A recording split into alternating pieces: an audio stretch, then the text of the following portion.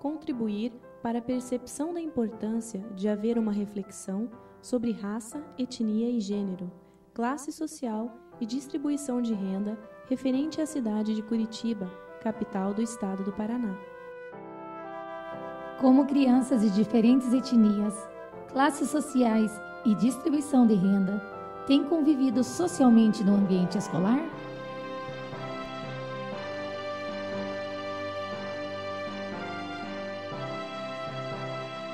Você poderia definir o conceito de etnia? Professora Leia, você poderia nos definir o que seria etnia? Etnia seria a diferença das raças. Você acredita que tenha diferentes etnias aqui na nossa cidade de Curitiba?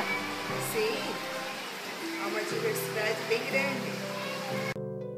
Munanga define etnia como um conjunto de indivíduos que histórica ou mitologicamente têm um ancestral comum, têm uma língua em comum, uma mesma religião ou cosmovisão, uma mesma cultura e moram geograficamente no mesmo território. Quais são as etnias encontradas na cidade de Curitiba? A população curitibana apresenta em sua historicidade um dinamismo plural de interfaces étnico-culturais. Dentre os grupos étnicos, encontramos alemães, árabes, espanhóis, holandeses, índios, italianos, japoneses, negros, poloneses, portugueses e ucranianos. De acordo com o censo de 2010, em Curitiba, a população de pretos e pardos é superior a 20%, sendo que 16,9% se declaram pardos e 2,8% se declaram negros.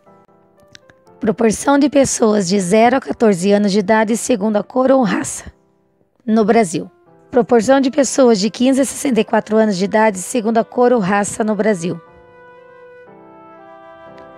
Taxas de alfabetização de pessoas de 15 anos ou mais de idade segundo a cor ou raça também no Brasil. Defina gênero. É uma construção analítica que diz respeito à organização social dos sexos. Para que se entenda esse conceito, primeiro é necessário perceber a diferença entre sexo e gênero. Sexo refere-se às características biológicas de homens e mulheres, enquanto o gênero se refere às construções sociais e culturais que se desenvolvem a partir desses elementos biológicos. O que você poderia dizer a respeito das características das classes sociais? As classes sociais. Uma diversidade bem grande. Acredito eu que na classe média, baixa, tem muito da cidade de Curitiba, principalmente nas regiões metropolitanas. A concepção de organização social de Karl Marx e Engels se baseia nas relações de produção. Nesse sentido, em toda a sociedade, seja pré-capitalista ou capitalista, haverá sempre uma classe dominante, que direta ou indiretamente controla ou influencia o controle do Estado, e uma classe dominada, que reproduz a estrutura social ordenada pela classe dominante, e assim perpetua a exploração. O que os pesquisadores têm dito a respeito das classes sociais? Para Weber, a estratificação das classes sociais é estabelecida conforme a distribuição de determinados valores sociais, riqueza, prestígio, educação, numa sociedade como castas, estamentos e classes. Em Weber, as classes constituem uma forma de estratificação social, em que a diferenciação é feita a partir do agrupamento de indivíduos que apresentam características similares, como, por exemplo, negros, brancos, católicos, protestantes, homem, mulher, pobres e ricos.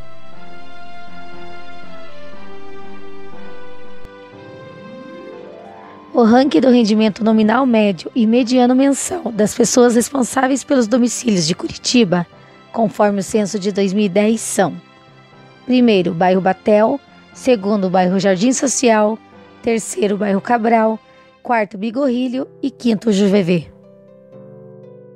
O que você poderia expor em relação à distribuição de renda em Curitiba no cenário atual? Bem diversificada. Bem desigual. Desigual. Vejo assim uma diversidade muito grande, principalmente para renda baixa. O conceito de distribuição de renda faz referência à forma como a receita obtida por um país ou região é distribuída entre sua população local, por meio de um ganho salarial maior, disponível à maior porcentagem possível da população. Comparativamente à região metropolitana, ao estado do Paraná e ao Brasil, a renda média de Curitiba é significativamente superior, chegando a ultrapassar a renda nacional em 86%.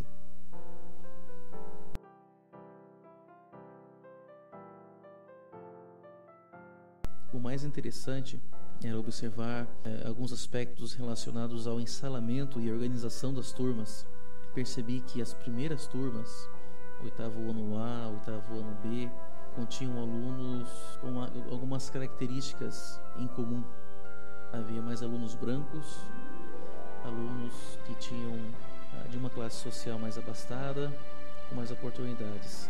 No entanto, as classes como E e F tinham em sua maioria alunos negros, bolsistas, oriundos de escola pública. Eram classes que tinham um rendimento mais baixo, bastante problemas com disciplina e comportamento. Então a gente observava que a escola organizava o ensalamento das turmas no ato da matrícula dessa maneira, ou seja, um modo que, por aumentar a barreira já existente entre essas diferentes classes sociais.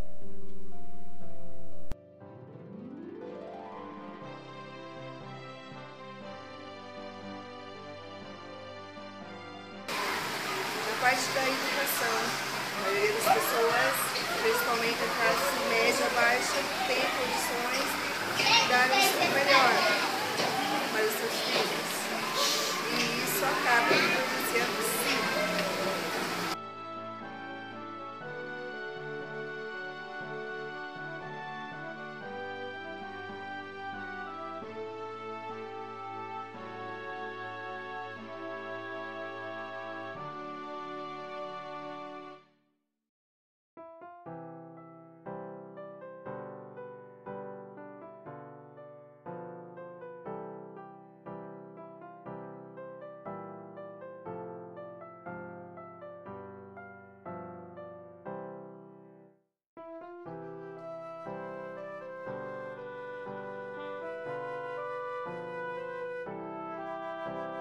Qual a sua percepção sobre o cenário educacional atual?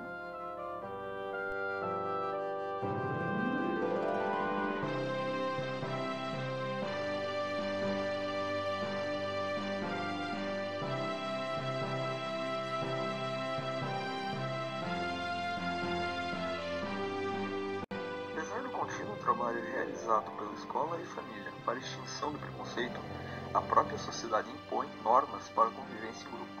Essas, por sua vez, são diariamente aplicadas pelos adultos e, por consequência, ensinadas às crianças que as levam para o seu círculo social.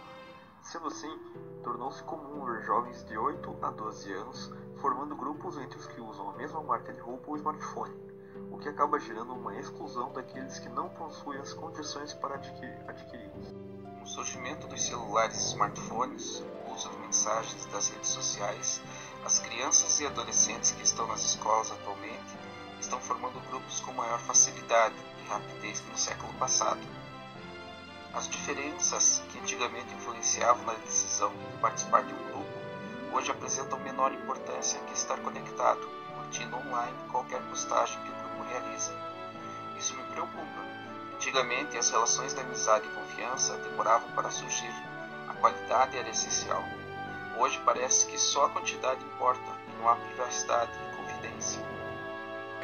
Conforme dados do IBGE 2000, a população de Curitiba possui uma taxa de alfabetização de 96,86%, considerada de padrão internacional. Além disso, A cidade conta com a presença de 56 instituições de ensino superior e inúmeras instituições de ensino técnico e profissionalizante.